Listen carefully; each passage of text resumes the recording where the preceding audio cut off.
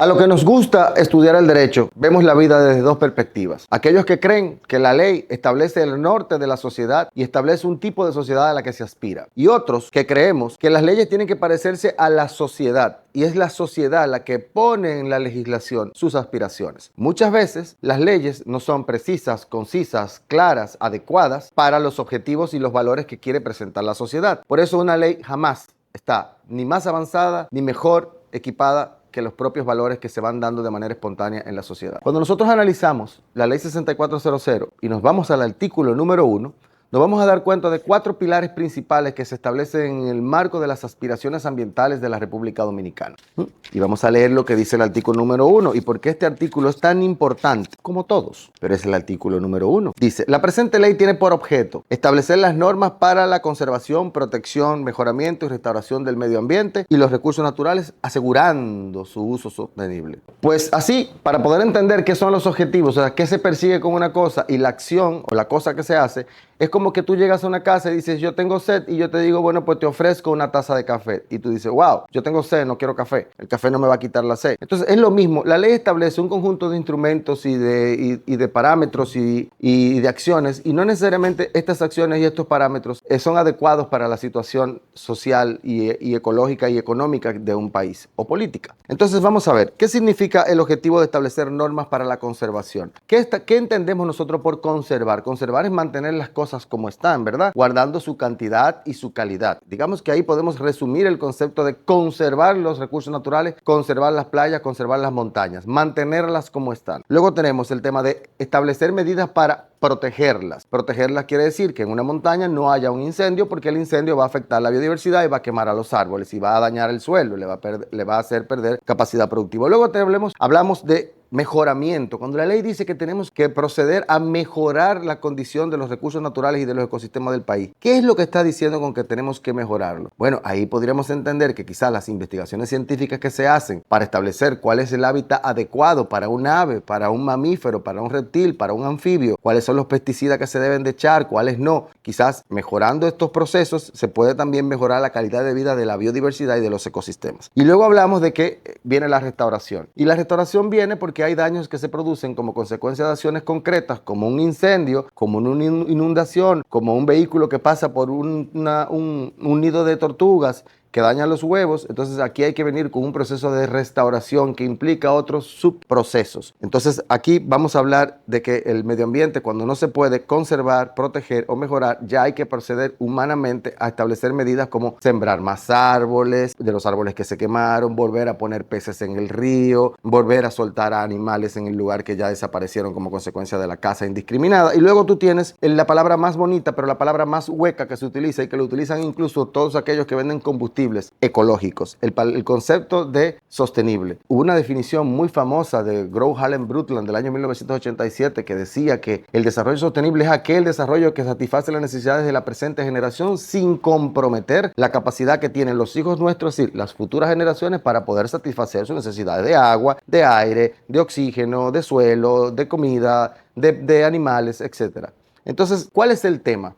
El tema que nosotros vemos aquí es que esta ley está planteando, por un lado, una dicotomía que parece aparente entre el desarrollo de la sociedad y la conservación de la naturaleza. Ya hoy no se habla de conservar la naturaleza, porque ¿qué vamos a conservar? La sociedad empieza a crecer, por un lado, en cantidad no solamente de estructuras y de calles y de edificios, de vehículos, de naves, de barcos, y por el otro lado vamos a seguir conservando los parches de biodiversidad que tenemos, los pequeños bosques que quedan. No, los bosques, al igual que los animales, también necesitan progresar, no ser nada más conservados. Entonces parece una dicotomía en que nosotros tenemos que seguir creciendo y manteniendo el 1% de humedales, por ejemplo, que tenemos, o el 1% que tenemos de manglares. Y sabemos muy bien que para que los animales puedan adaptarse a las nuevas condiciones urbanas, porque el ser humano es parte del ecosistema, el ser humano no es el ser humano por un lado y el ecosistema por el otro.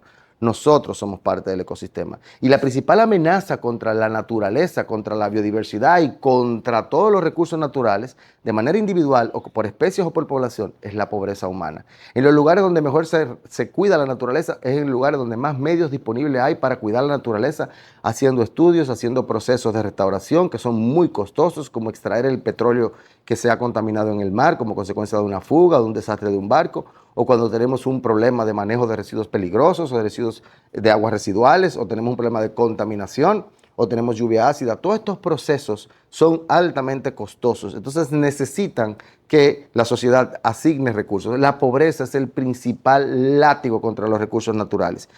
Sin embargo, nosotros tenemos que romper esa dicotomía que existe entre la conservación y el progreso. Tenemos que pensar en el progreso de los anfibios, en el progreso de los reptiles.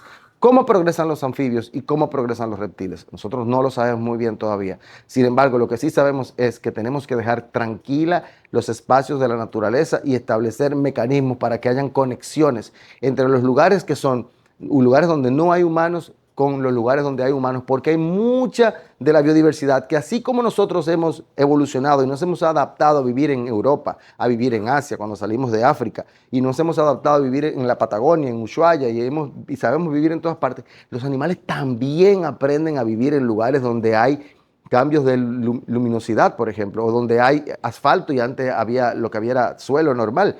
Los seres humanos, incluso hay animales que se están acostumbrando al ruido. Entonces no podemos evitar que los animales también tengan la posibilidad de seguir evolucionando con los ecosistemas donde estamos los humanos. Entonces el problema de aquí es seguir manteniendo esa idea de conservación. La conservación es el mantenimiento del statu quo. Nosotros necesitamos que la naturaleza siga evolucionando. Para poder seguir evolucionando es imprescindible aumentar la cantidad de investigaciones científicas que se hacen, no solamente sobre los ecosistemas, sino cada una de las especies, porque tienen personalidad distinta. Tenemos muchos tipos de bagre, por ejemplo, del pez gato. Tenemos muchos tipos de aves, más de 10.600 tipos de aves. Tenemos todavía una gran biodiversidad del Amazonas y de los océanos que no conocemos, de muchos microorganismos que no conocemos. Sabemos muy poco de cómo duermen muchos animales, o si duermen realmente, o si no duermen. Sabemos muy poco acerca de cómo se coagula la sangre en algunos animales, cómo lo pueden lograr para temperaturas muy fuertes. Entonces, para eso, para nosotros mejorar esas condiciones, nosotros necesitamos seguir investigando, que haya mucha investigación. Alguien había dicho equivocadamente de que todo estaba estudiado, que lo que había que era tener acción. No. En las preferencias humanas cambian. En los años 50 había unas preferencias, en los años 60 otras, en los años 2020 otras. Los seres humanos tienden a cambiar sus preferencias. Entonces nosotros tenemos que también entender que los animales tienden a tener comportamientos distintos y que un perro y otro perro no tienen la misma personalidad, aunque sean de la misma raza. Entonces, la protección viene con tomar medidas que garanticen que ese ecosistema va a responder a las condiciones naturales que demanda, por ejemplo, el eucalipto, que demanda el ébano verde, a las condiciones naturales de agua, de clima, de temperatura, de biodiversidad. Esa simbiosis es esa cooperación que se da entre los árboles y las aves, entre los insectos y los árboles. Hay insectos que ayudan a mantener a raya a otros insectos que son malos para el árbol y el árbol le da cobijo a esos insectos. Entonces, ahí hay una protección, ¿verdad? Entonces nosotros tenemos que seguir investigando cómo proteger a los delfines del Amazonas, cómo proteger a los peces de agua dulce de la República Dominicana, porque todavía sabemos muy poco. Entonces luego tenemos que pasar con el tema de la restauración. Ya hay demasiado daño ambiental en el planeta completo, pero vamos a enfocarnos siempre en la República Dominicana, sobre todo en otros ecosistemas más cercanos. ¿Cómo nosotros podemos restaurar el medio ambiente? Para restaurar el medio ambiente lo primero que se necesitan son informaciones y monitoreo y comparaciones y estudios. Y para eso luego necesitamos expertos que sepan tomar decisiones correctas y que esas decisiones siempre sean revisadas, no por los propios expertos, por los expertos, pero también por la gente común y corriente, porque usted que me está viendo allá, usted puede ser ebanista, usted puede ser plomero, usted puede ser no especialista en medio ambiente y usted puede saber muchísimas cosas y aportar muchísimas cosas a los procesos ambientales sin que usted sea geólogo, sin que usted sea biotecnólogo, sin que usted sea ecólogo o sin que usted sea especialista en oceanografía y en batimetría del océano. Entonces, no solamente el medio ambiente para los expertos, el medio ambiente es para todos porque todos tenemos un impacto ambiental y todos con nuestras capacidades en cooperación podemos ayudar a mejorar evaluando permanentemente los proyectos. ¿Y qué ocurre aquí? Como en todas partes, que se hacen muchos proyectos y que luego esos proyectos nadie evalúa si se obtuvieron los objetivos que se perseguían. Una cosa son los objetivos de la ley y otra cosa es que la ley, la forma en que manda a que se cumplan esos objetivos, sean los adecuados. Si pasamos un resumen a la situación ambiental de la República Dominicana, nos vamos a dar cuenta que no se están logrando en el tiempo que demandamos los objetivos de cuidar nuestros ríos, nuestras costas, nuestras montañas y nuestra biodiversidad. Seguimos en Conexiones Invisibles.